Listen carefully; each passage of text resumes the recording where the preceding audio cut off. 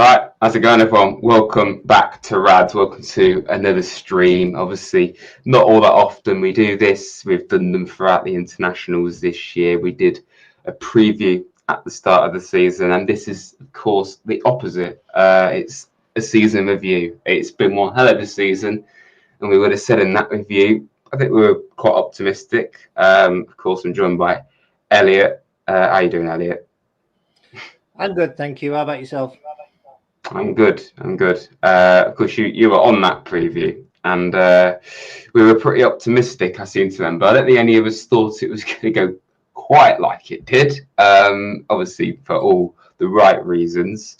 So looking back, it's we were surprised in a good way. We were all saying we could get away from the relegation zone. That would be a good season. In the end, we were.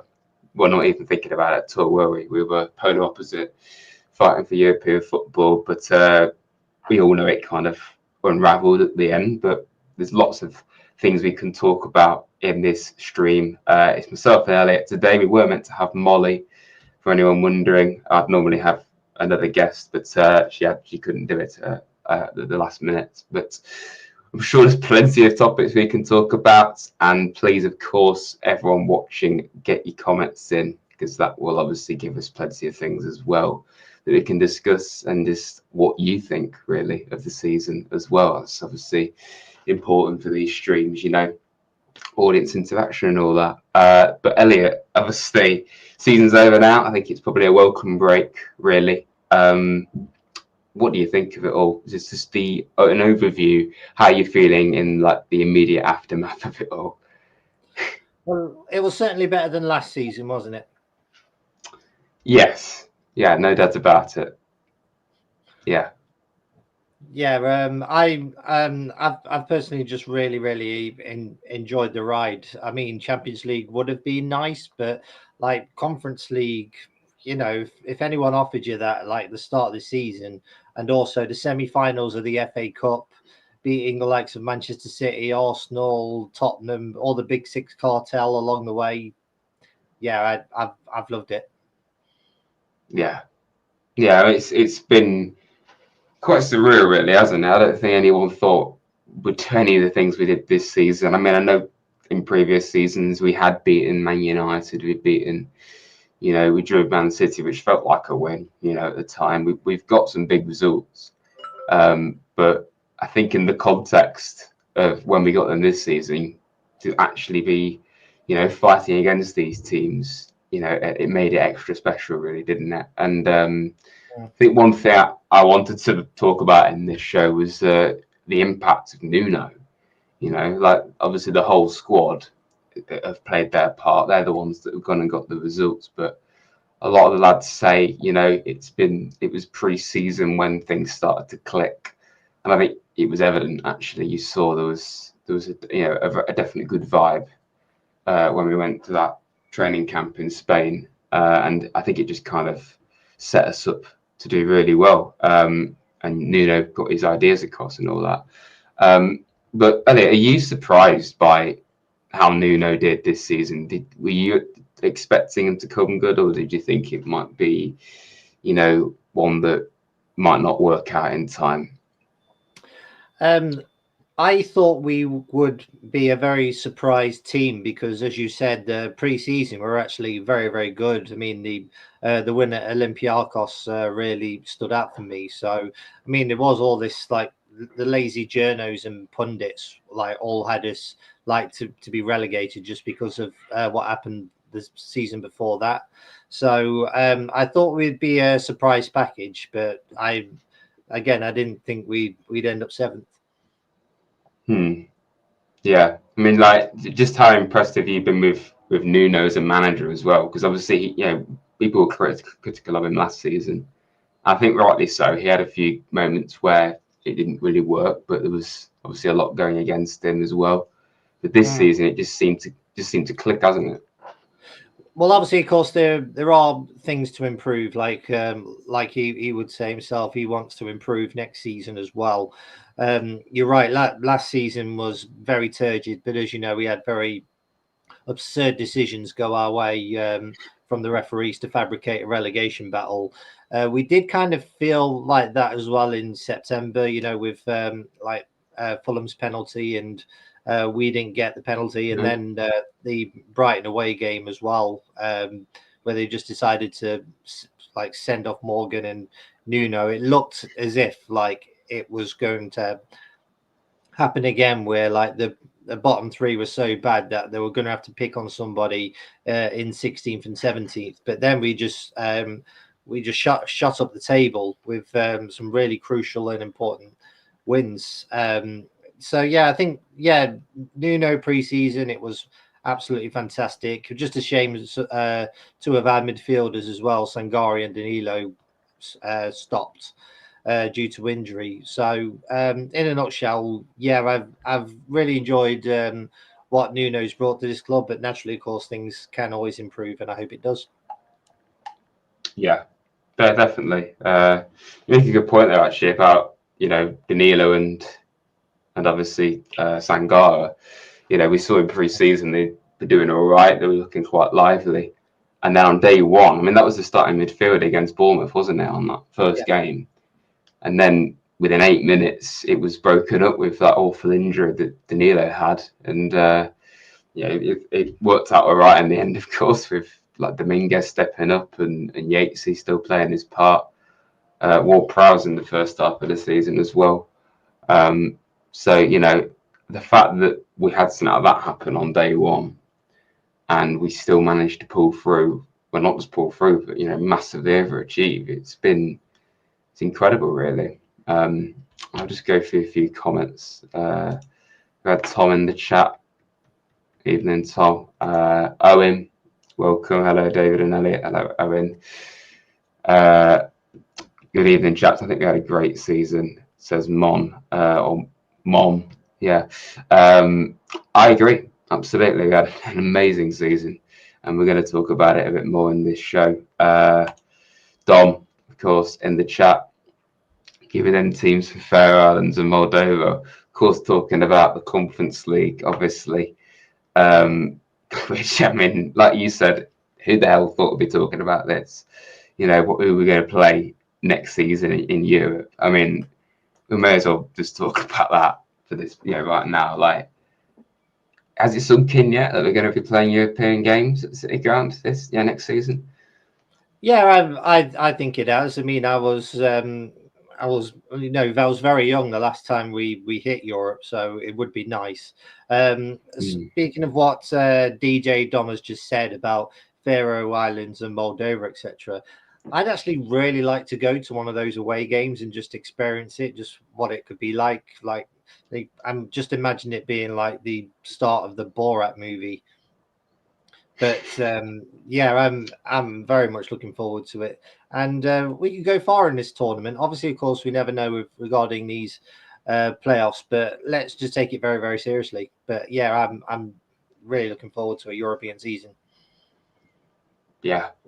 I mean, like you say, you were young when we were last there, and I can't remember. I wasn't around when we were last in Europe, so it's a whole new experience for a lot of us, and it's going back in time for a lot of us as well. So it's going to be very special. I know it's not the level of year that we look like we were going to get.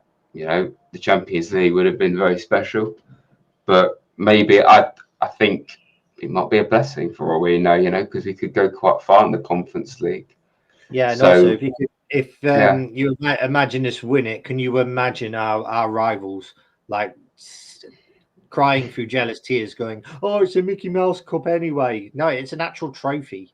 It's an actual trophy that we feel we could win, and if we do, it will do absolutely wonders for our club.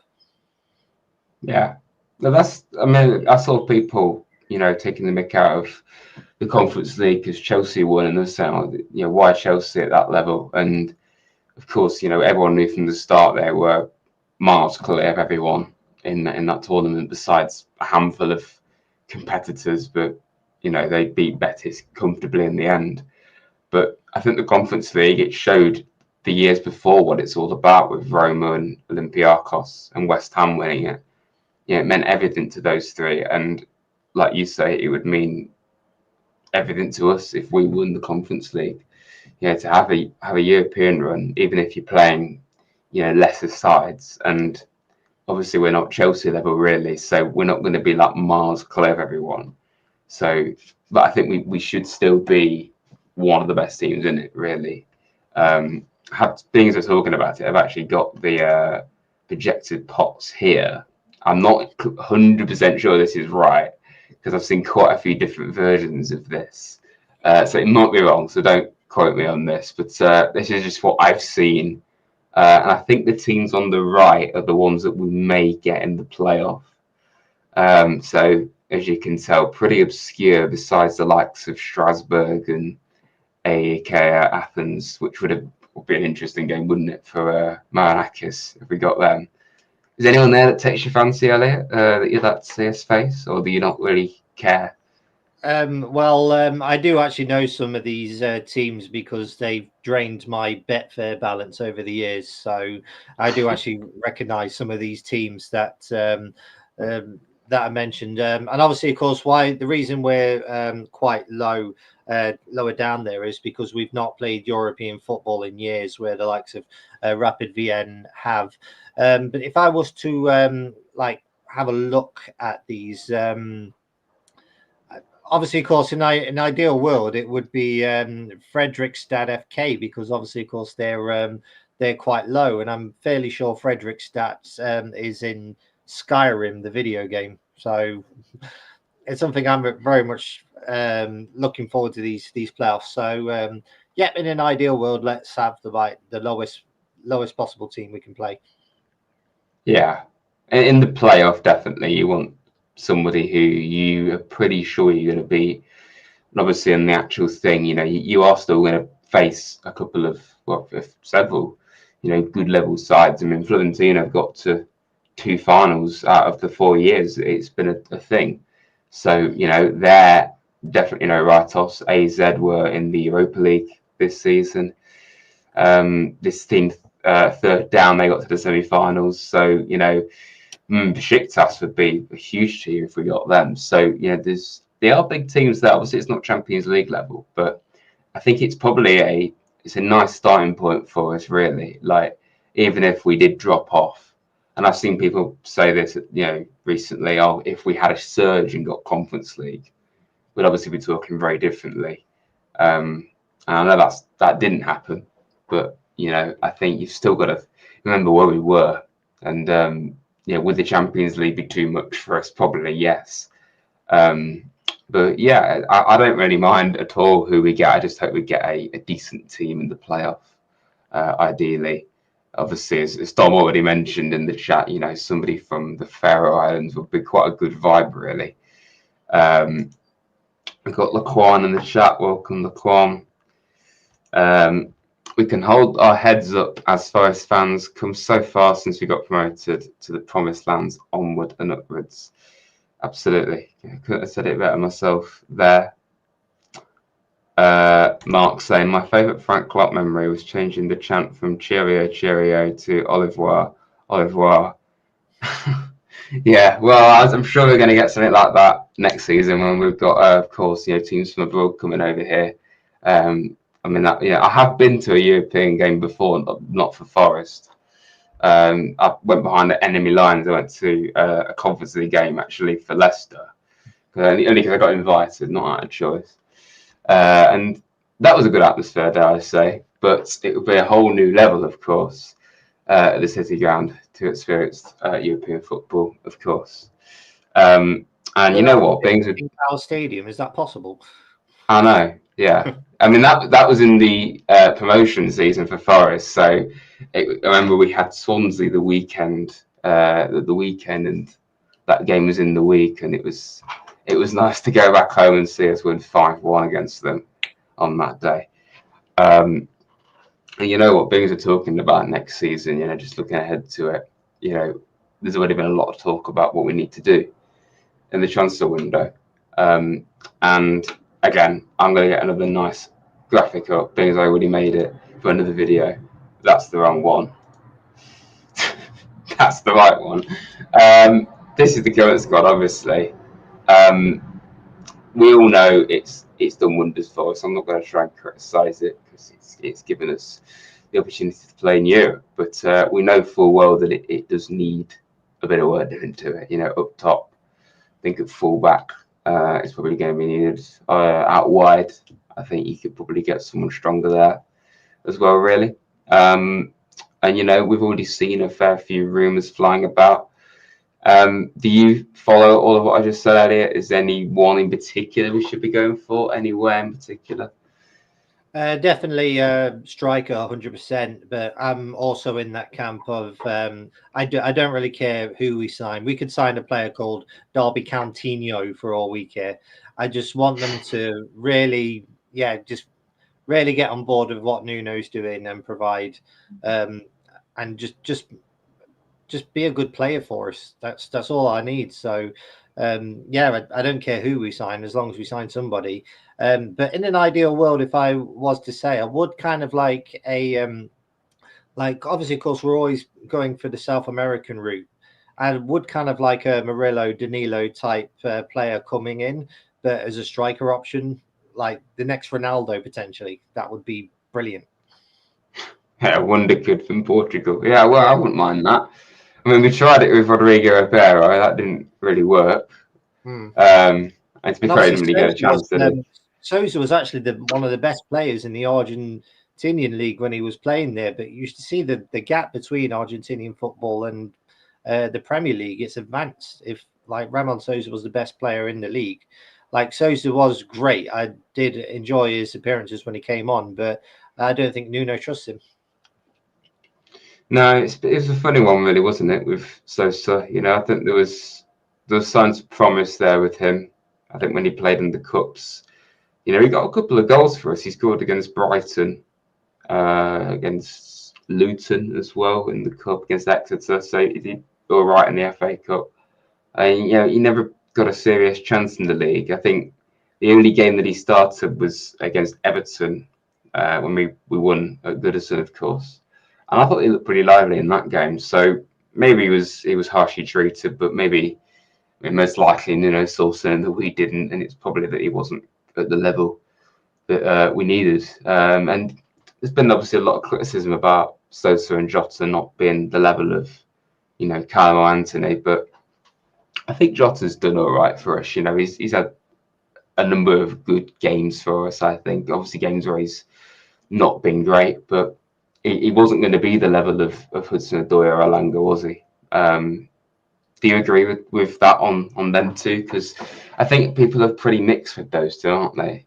Yeah, I do a bit. I mean, I remember the Spurs Boxing Day game when Jota came on. There were times where Jota was exposing Aina a bit too much. So Yatesy had to have a word with him, going, "Look, we're a defensive-minded team, and we're trying to keep this 1-0 lead. So, you know, work together. Make sure if Aina loses it, you're on hand." So with Jota and Sousa, I think if they do want to be in this squad, they've really got to up their defensive game. Yeah, I definitely agree. I think there's a good chance we'll see Jota stand up in the team. I think at least as an option, and I do think we could see Sousa leave.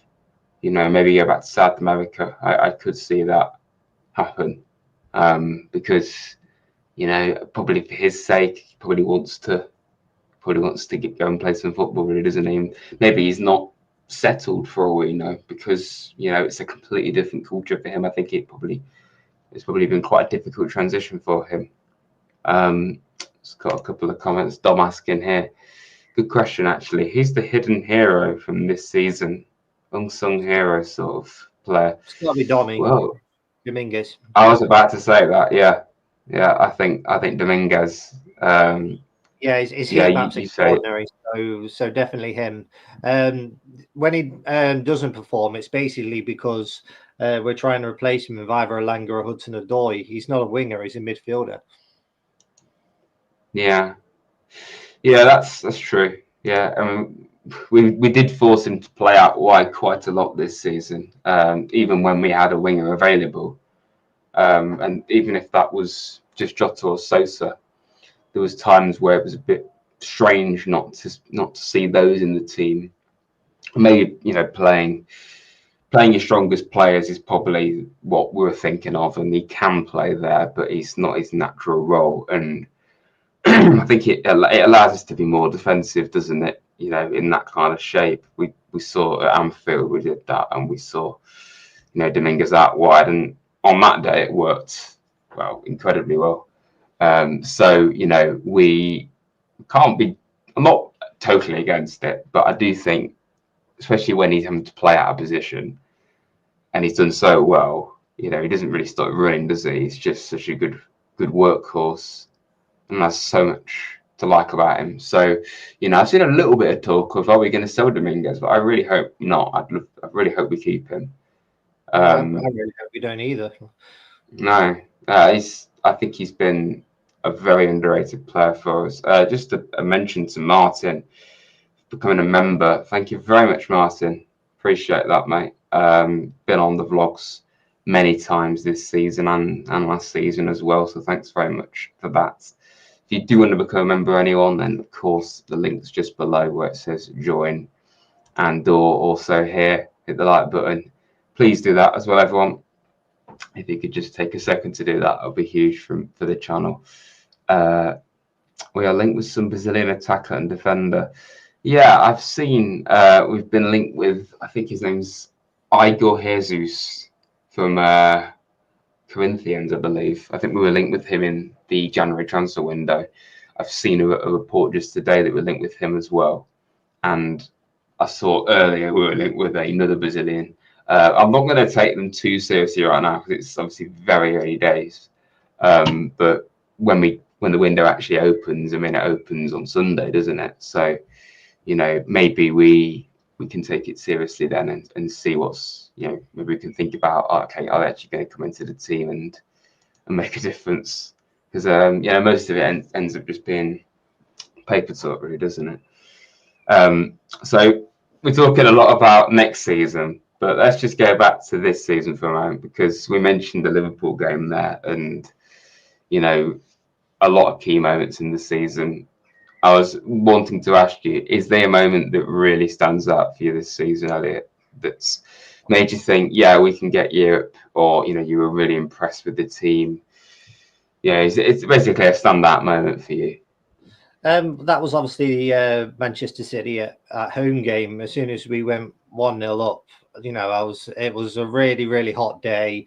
I stupidly turned up to the City ground in like a ski coat and some fleece trousers, so I was absolutely boiling. But yeah, it was then, as soon as the goal went in, we made Manchester City look ordinary that day. Bear in mind they kicked our ass during the FA Cup, but like it was at that point, I'm like, we could be so close. We could actually do this. So it was probably that one, but obviously, of course, that wonderful run that we had, but like mid-December, early January, I absolutely adored at that time. What a time to be a Forest fan, because we beat a lot of teams that we've previously yet to beat. So yeah, I'll probably go towards the Manchester City at home. Yeah, that's a very strong pick, and I'd agree as well with that winning run. I mean, that was just dreamlike stuff, you know. From that win at Old Trafford to the win against Southampton. I mean, I think we won 8 out of 9 games, and the one we didn't win was that draw with Liverpool. And I thought we played really well in that match as well. So, and about that, there was a moment that never was in that Liverpool home game, because a few minutes after Chris Wood scored, Murillo had a really good long pot shot, and Alisson was diving for it, and it only just went wide. And could you imagine the ecstasy in the ground if Murillo scored that? It would have been, you know, my head would have exploded. Like, oh my God, like Murillo just scored that and we've gone 2-0 up. I really, really want to see him score one of those for us, you know. I mean, especially if it was like on a European game next season, you know, that would be really special. If he Yeah, could just he's my favourite player, and I've still not seen him score yet because I didn't actually go to the Newcastle game. So no, I've still yet to see him score, but hopefully I will one day. yeah. Well, he's got two, hasn't he? He got Newcastle and Palace not too long ago away from home. He scored that. Well, ended up being, you know, an important point, but you know, I think I was going to mention anyway the polar opposite of that incredible winning run. Obviously, that winning run, I think it was amazing, obviously, but it did kind of raise expectations. Then going into the January window, we were still saying, okay, let's just. I actually seem to remember, you know, we were like, okay, I don't really mind if we don't sign anyone because the squad was doing so well. But I think we have to say it probably was a bad thing in the end, wasn't it? Not adding anyone in Yeah, January. I have got to say something about that as well. I think Lionel Messi has rated Joel and Darla very highly, so I think we are thinking about the future. But what everyone needed to be aware of in January is we wanted a striker, but we wanted one that could be a bench option for Chris Wood, be better than Taiwo Awoniyi. And that would have been really, really difficult. If Arsenal couldn't do it, I don't think we could have done either. True. Yeah, especially in January, it's a tough time to sign players because no one wants to let anyone go, and then if you know if they're not needed, then not many clubs are going to want to go for them. So it's a very tough window to try and do business in, especially when you want to sign players in key positions. And I think it wasn't even just striker. You know, like we're looking at the fullback areas. You know, we were very lucky that obviously Nico and Aina didn't get injured for so long. I mean, Nico didn't get injured at all, and then Aina had that period out. So we're lucky, really, that they didn't get injured. But the fact that then at Wembley we didn't have Nico Williams either, and we had to play Abbott and Toffolo, and we were locked down to the very bare bones of the team. And you just can't help but think, oh, imagine if we signed a fullback, we would have just had that extra option. So it was all like ifs and buts, obviously, but it's just, I don't know, it's a case of what might have been if we signed somebody, but we've gone from being criticised for signing too many to signing nobody for the senior team. I mean, you mentioned obviously Joel and Darla, and we signed Tyler Binden as well from Reading. Yeah, I think those 30 signings, I think only is it 5 or 6 are still with the club? Yeah, we could have a look at the squad actually and just work it out. I mean, Bolly was here in the first season, wasn't he? Yeah, Hennessy, Nico Williams, Toffolo, yeah, and Gibbs White. Danilo was as well. Nico. Yeah, so not many really. I mean, there's a few, but most of those are from other seasons. Yeah, I mean, what we had to bear in mind as well, the 30 players we signed, we also did a lot of Plan B signings just in case we went down. I'm talking about the likes of O'Brien, Toffolo, Yatesy, Josh Bowler. Those that came and done it in the Championship. So in that event, I'm really pleased we didn't. But if we did go down, we'd have those options. There was a Plan B, which I was very appreciative of. Yeah, I mean, speaking of those, I've actually got another slide here of players who are going to come back from loan, and you do see how much deadwood there is that we need to get rid of, and there are a few of those, like you say, O'Brien, Bowler, Richards, who are somehow still Forest players, and Dennis as well. Yeah, I don't know. I don't really know how they're still on our books. Some of those. Is Panzo still on our books? I don't remember him. Yeah, Okay. he is. He's been out on loan this season in Rio Ave, Marnakis's third club now, of course. Yeah, and obviously, of course, Matt Turner actually believes he can be a number 1 somewhere. So I don't think he'll appreciate being a number 3 for us. Well, Palace fans seem to rate him, so I'll gladly see him go back there, and he goes somewhere he's wanted. But for Forest, it's just don't think it isn't worth it at all. We do need to probably get a second goalkeeper, don't we? I mean, Miguel didn't really work when he got played. He looked a little bit at his depth, didn't he? He's Murillo's friend as well. So if he keeps Murillo at the City Ground, I'm happy for him to be there. I just don't think he got the rub of the green really. Like maybe he could be a good keeper, but we didn't actually play him often enough. No. Well, he played against Newcastle and Luton and Exeter, didn't he? Not even the whole Exeter game. So he only played 2.5 matches, and then a few in pre-season. And yeah, he looked. What you've also got to bear in mind is isn't we're going to have a lot of games next season, so we're going to need everybody. Yeah. I just think Miguel keeper as well. Yeah, I agree. I just think Miguel and like Sosa, those two, from South America, not really played much. You could just see them leaving. Like even if they could stay around as options, you could just see them maybe moving on, just to go back home really, and somewhere where they can probably play more. You just look at that team, and this is what the team is going to look like at the start of pre-season. That's obviously depending on us not keeping Toffolo, Bolly, or Wayne Hennessy.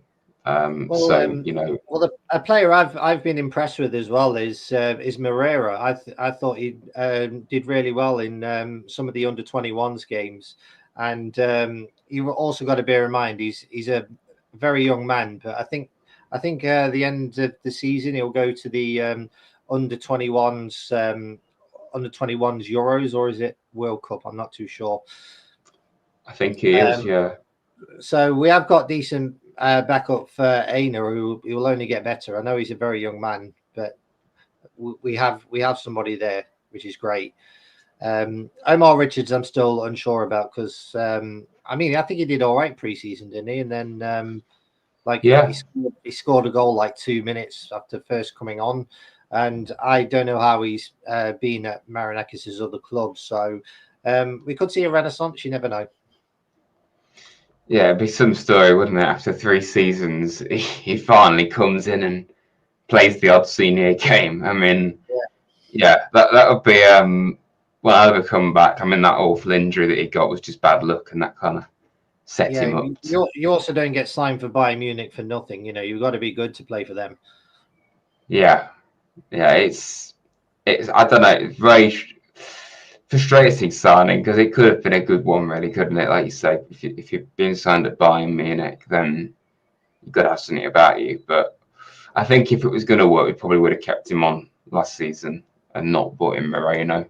For all we know, we could have done with him really because we had a spot missing in the first and second half of the season. There's a 25-man squad, and we had 24. So having that extra fullback could have actually been useful at times, in that room where we didn't have either Nico or Alaina. It could have been useful, but obviously not.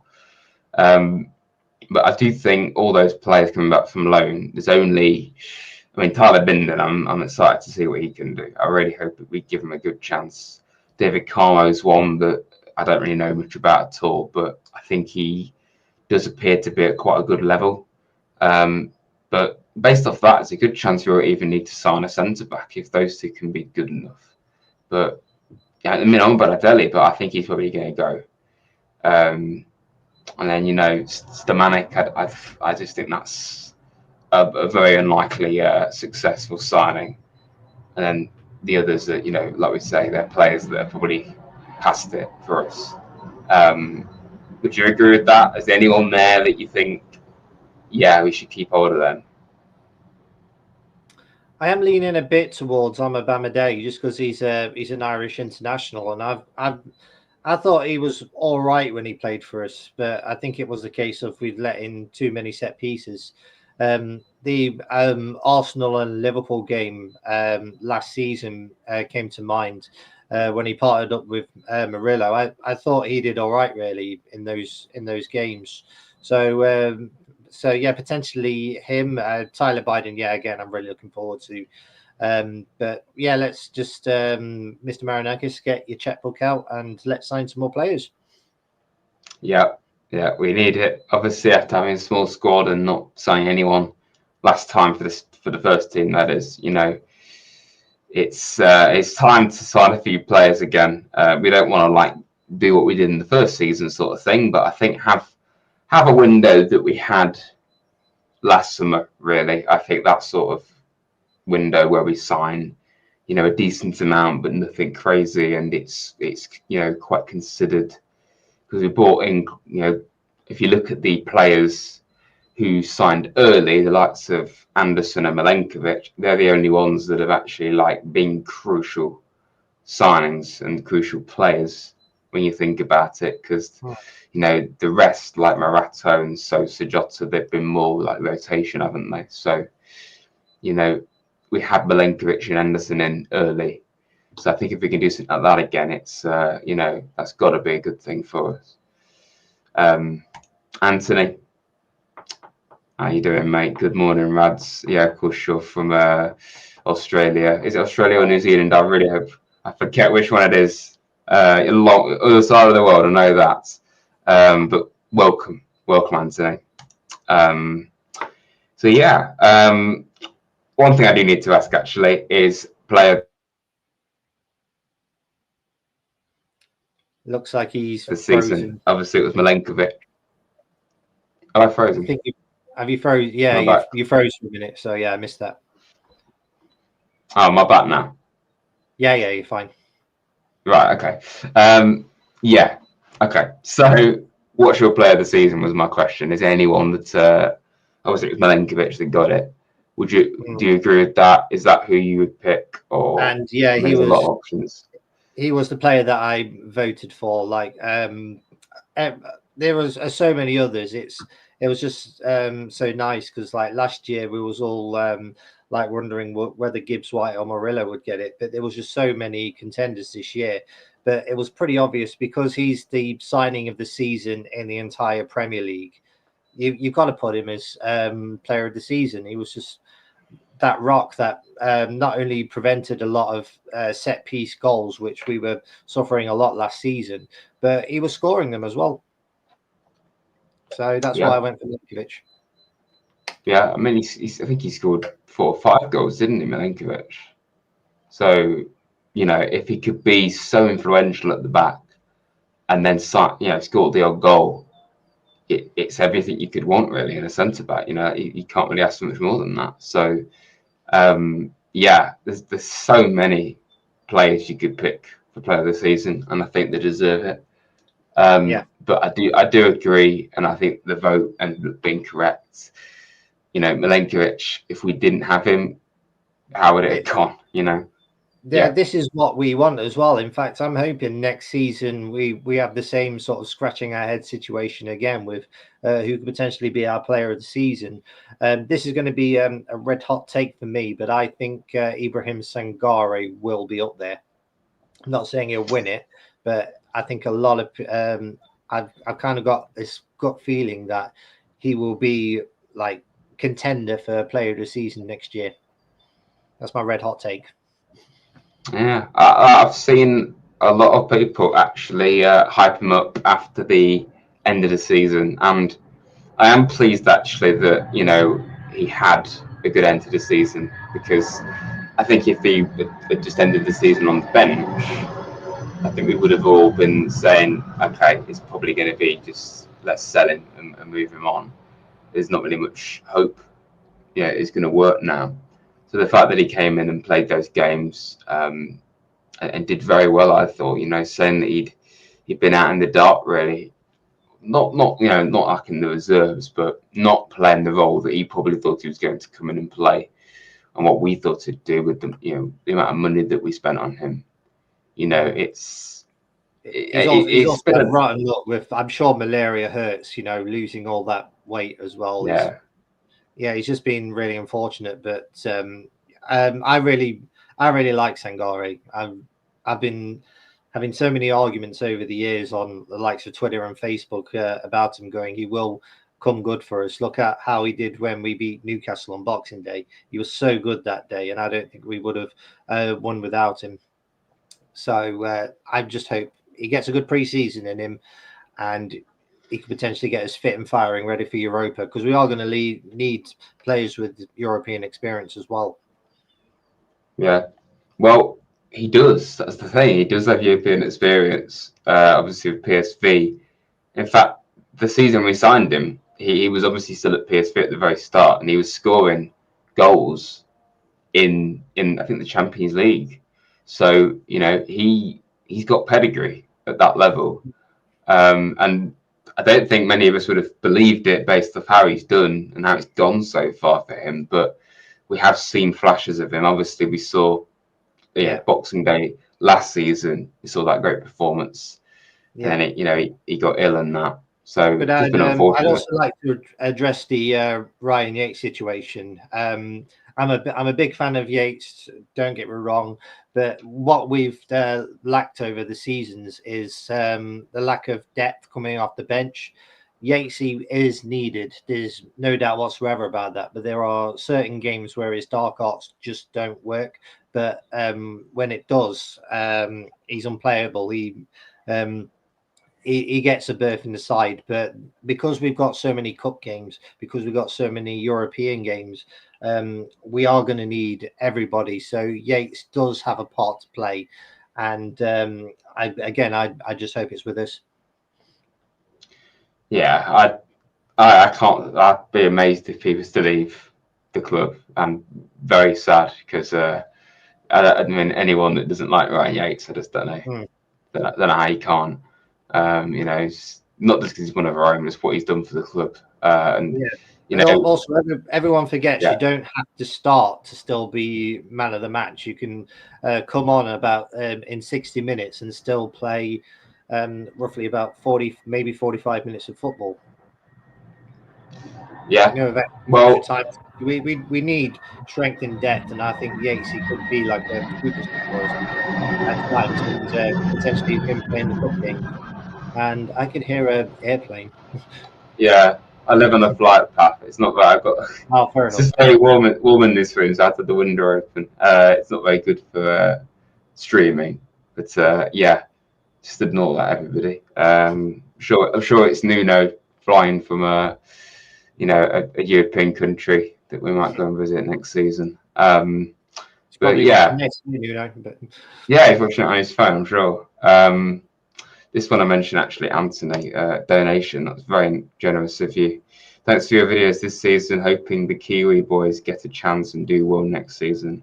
Great to see Sangara finally delivering. And you just clarified what I was asking. You're a Kiwi living in Sydney.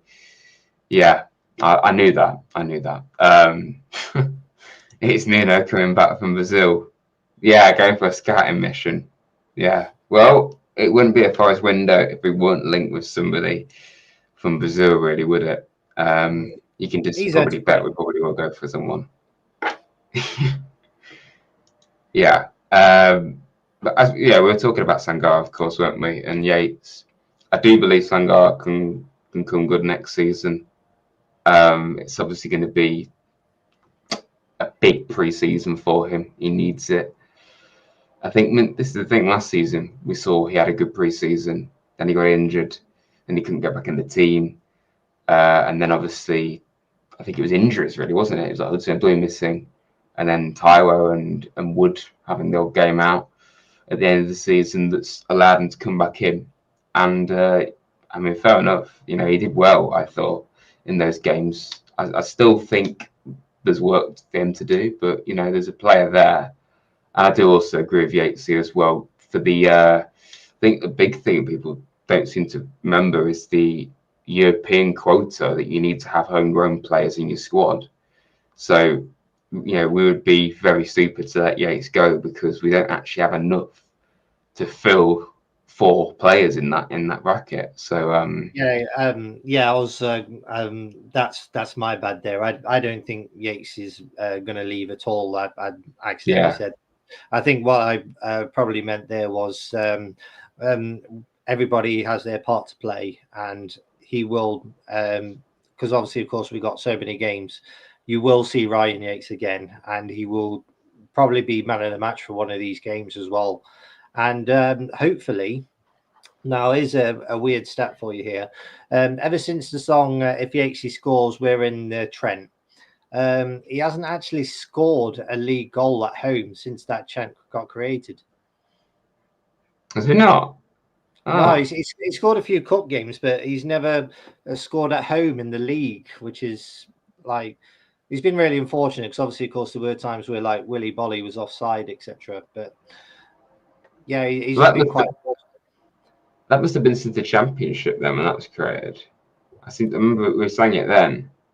Yeah, so, I think West Brom at home was, I think, his last league goal was at home. Yeah, well, he scored. I know he scored a few away because he scored at Newcastle and Sheffield United last season. Leicester as well, yeah. Leicester. So he seems to score away from home and in cup matches. Yeah, well, yeah, Luton and Ipswich this season. So yeah, I didn't even know that he's not scored in the league at home. So yeah, maybe we should stop seeing that chance that he can get on the end of one. But yeah, it's another very play. But yeah, Yates, I don't think you can ever write him off because people always seem to do that, and then he comes back and proves people wrong, and he plays like 5 games in a row, and he's amazing. And I think he's always going to be like a more of a rotation player now. And maybe some might say, we're in Europe now. Is this finally his ceiling? But again, I think there's a lot of reasons why it won't be.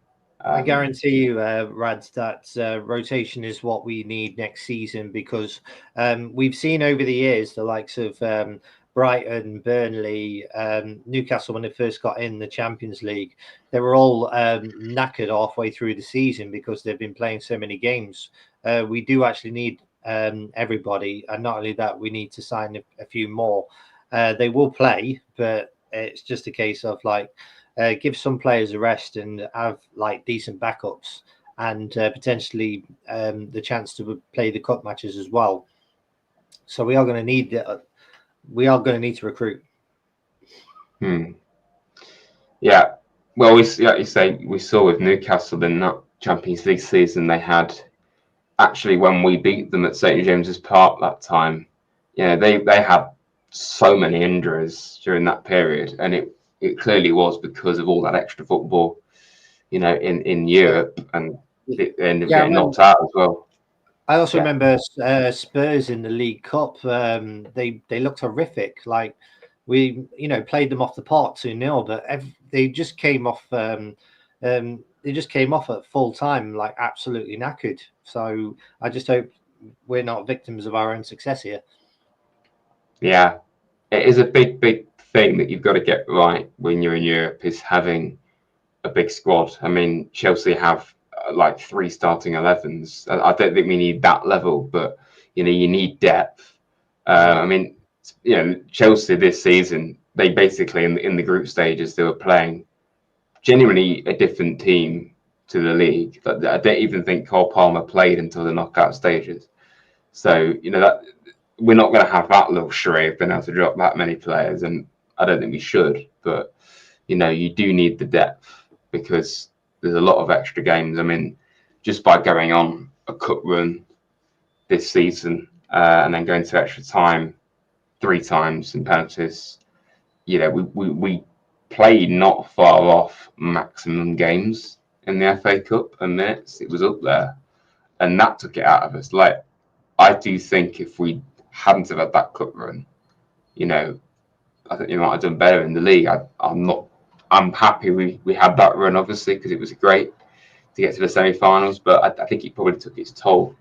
So imagine if we did that again next season, plus a European campaign. It's going to be brutal if you don't get that squad depth right. So yeah, I think one more thing we'll talk about is just looking ahead to next season. And I've seen a few people have asked this: do you think we can handle Europe and the league, or do you think we'll drop off in the league and do well in Europe, or do you think we can do both? With that, Nuno does have experience in this in this Europe lark. He knows what it takes. Mr. Marinakis also knows what it takes as well. So my answer to that question is yes, but I don't think we're going to be like in the top echelons of the Premier League season. But I don't want us to also just accept 17th and be happy about it either. My prediction next season is going to be 11th. Like, I do kind of want that, like, boring mid-table lot, but it's Nottingham Forest. We're never going to get that. But I think we are very capable of doing it. It's just actually putting it into plan, really. Yeah. I think if we ended the season strong, I would probably be more optimistic. But because we ended the season the way we did, I think having a good pre-season and having that, recharging a batteries sort of thing, seeing everybody come in with energy again, and just everything, just a reset. It's been badly needed for us, I think, for a while. Just come in and have a good pre-season, and then I think especially who we sign. I don't think we can accurately answer that question until that's happened, but early signs, it's very fair to say, yeah, we could drop a few places, but it's a scene like, would we have a Spurs-like season and struggle but win the Conference League? Well, I'd rather not us do that, but like you saw what it meant to Spurs to win a trophy, and then Palace being mid-table, but they win a trophy. I think at the end of the day, football's all about trophies, isn't it? So it's like, if you do that, I suppose it doesn't matter so much if you have a not a great league season.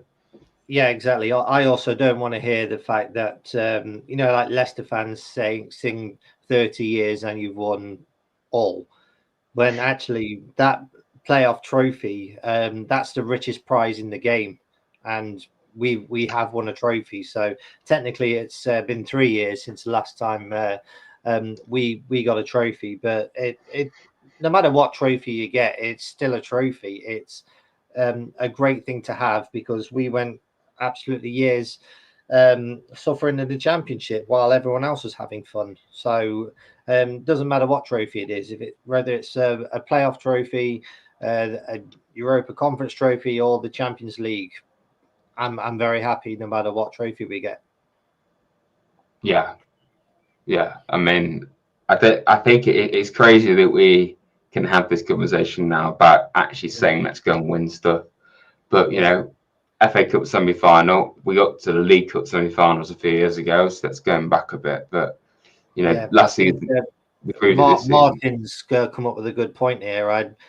Saying I'd probably take 10th and win the conference. Yeah, that would be superb for us, Martin. That was a very good point there. Yeah, that would be unbelievable. Like, okay, we're not in the European spots again, but we've won a trophy and we've got Europa League out of it. Yeah. Bonus. Yeah, that would be. This is what I mean. Like the Conference League, people can take the mick out of it, and especially because we were in the Champions League spots, to fall to the conference spots or spot. Okay, it is frustrating the way the season ended, but we've got a serious shot of I think at least a semi-final, and I genuinely have the ability to win that tournament. So, I don't think people can turn their noses up at it. I think we've got to get up for it, regardless of what level it is of Europe, because I think you just need to just think about where we've come from, and who knows how long it will last. You've got to try and make the most of it, I guess. Because it might be our only European campaign for a long time again, for all we know. Hopefully it's not, but we want to make the most of it while we're there. Yeah, there's another point about other teams next season. I feel the Premier League is going to be much more competitive next season, because I'm not talking about the Sky Six cartel here. I'm talking about all the other clubs. They're going to look around at ourselves and go, if Nottingham Forest can do it, then we can. So they really are going to step up their game and try and get Champions League places. They think they're capable of doing it. Like if we can do it, they can do it. So it's going to be a tougher season next season. I also think the teams coming up from the Championship, they're no pushovers. They're going to be very, very tough games. We saw that with Southampton this season in January. They almost beat us. If we don't take them seriously, we're screwed, basically. Yeah, that's the thing. You know, we didn't do great against the promoted teams at home this season. Away, we did great, but at home we found it quite tough. I mean, Ipswich twice gave us a really tough match. We ended up edging past Southampton, and then we drew with Leicester. So, and everyone's saying that's the worst bottom three ever. You know, we've got to be wary of these teams. And what we've also got to bear in mind as well is expectation. We can't just like turn up at the City Ground and expect an easy win. Like I've been to many games like with bottom of the table teams, and they've done a number of us if they don't take them seriously. And also, if clubs don't take us seriously, we've punished them as well. So I think like next season, let's go into every single game targeting the victory. I don't just want to take a point, but take every single team in this league seriously. Absolutely, yeah. I mean, yeah, I do hope for the sake of the league, you know, the bottom three are decent at least, and they can have, you know, a proper relegation battle, and therefore, you know, 3 more probably harder opponents for us. And I do agree, you know, just looking at, people say the league was weak this year, and I think in ways it probably was, but you look at the mid-table, you know, Brighton, Bournemouth, Fulham, Brentford, they were all like really in the mix of getting Europe, and none of them got Europe in the end. So, you know, it's amazing, really. And then Palace, as great as they played all season, they still came 12th. So it's a really strong league, really, when you look at it. And I do think we've got every chance of seeing one of those teams do something similar to what we did this season. And obviously it's tough to maintain it, as we saw, but we've got a reward for it of being in Europe, which is all that matters to me and should be to all of us, really. But like we've been saying, you know, it's just about how we you know, approach it. Make sure we get the transfer window right. Make sure we have the squad for it, you know, to handle the extra games. There's going to be like 8 extra games for us at least. Obviously, we've got to win the playoff first. I think people are forgetting that. We've got to get through the playoff. You'd hope and think we should do that. And then hopefully it can be a special season having that sort of, you know, experience. I think we'll wrap it up there. I'm sure you've got a fact, Elliot, for us before we go. That's why you brought me on, haven't you? So, of course. Yeah, before I do, thank you for letting me on as per usual. Smash that like button, guys, because yes. these things like pods, they're very, very fun to do.